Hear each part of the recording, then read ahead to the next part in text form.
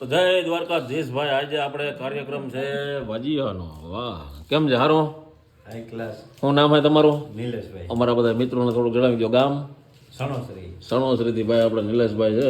અને હજી આપણા બીજા બે મિત્રો છે એ અંદર છે, દાદા એમાં હોતા છે. અને આ રીતના અત્યારે કાર્યક્રમ હાલે છે. હમણાં આપણે એ મિત્રોને મળીએ. અહીંયા જે હાઈ ક્લાસ લસણનું કટિંગ ચાલુ, લીલું લસણ ને મેથી ને મરચા અને દાણા ભાજી ને કોઈ વસ્તુ ઘટે નહીં. ફાઇનલી ભાઈ અત્યારે અમારો લોટ બંધાઈ જાય. આશ્રમની અંદર ભાઈ આપણે 10 થી 12 જેવા પ્રભુજીઓ અત્યારે આશરો લઈ રહ્યા છે ને આ બધી વસ્તુ તમારા બધા મિત્રોની મદદ ચાલે છે. આજે આપણે પ્રોગ્રામ કરી નાખ્યો, ગરમા ગરમ ભજીયા અને ચટણી ને અમેરિકન બાસુંદી ને કોઈ વસ્તુ ઘટે નહીં. થારી કમ્પ્લીટ થાય છે. અહીંયા જે આપણે અમેરિકન બાસુંદી ને એવું બધું. કેમ છે ભાઈ? શું નામ તમારું આ જણાવી દો બધાને. ગામ ભરત.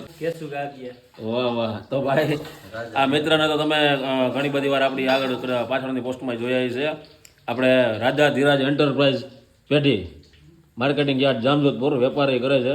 અને આપણે પાછળના ફોટો તમે જોવો તેમાંથી તમને એના નામ નંબરે મળી જાય. કદાચ તમારે ક્યાંય પણ કાંઈ પણ લખી થતી વેપાર ખેતીને લગતી કોઈ પણ કાર્યક્રમ કરવાના હોય તો આ અત્યારે ફાઇનલી અમારી 2 થાળી થઈ ગઈ છે અહીંયાથી રેડી. પેલી 2 થાળી સીધી રામબાપા. ચલો બધા ગરમા ગરમ ભજીયા ખાવા. એક દાદા આપણા નવા આવ્યા છે ને એક દાદા હતા એ આપણા પાછા ગયા છે પોરબંદર બાજુ ને આ બધા મિત્રો ભજીયા ખાઈ રહ્યા છે. એમાં અમારા દેવઘરના નખરા જ અલગ હોય. તમે જોવો જરા. કેમ નથી ખાવું? ફોટો ઉતારવાનું બંધ કરો. નથી બંધ કરવું. કેમ નથી ખાવું? આને કેમ ફોટો ઉતારવાનું બંધ કરે? ધોકો એ ભાઈ ઓલો ધોકો કેમ લીધો હે? તું આ ખા તો હું ફોટો નહીં ઉતારવા. છે ને આ ભજીયા ખાઈ લો પછી. પાકું ને? હા. સાચું કહેશ ને? હા તો હું જોઉં.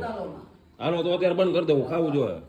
એક દિવસનો આશ્રમનો ખર્ચો છે ભાઈ 2800 થી 3000 રૂપિયા. તો એક દિવસ ભાગ લઈ અને યોગદાન આપજો.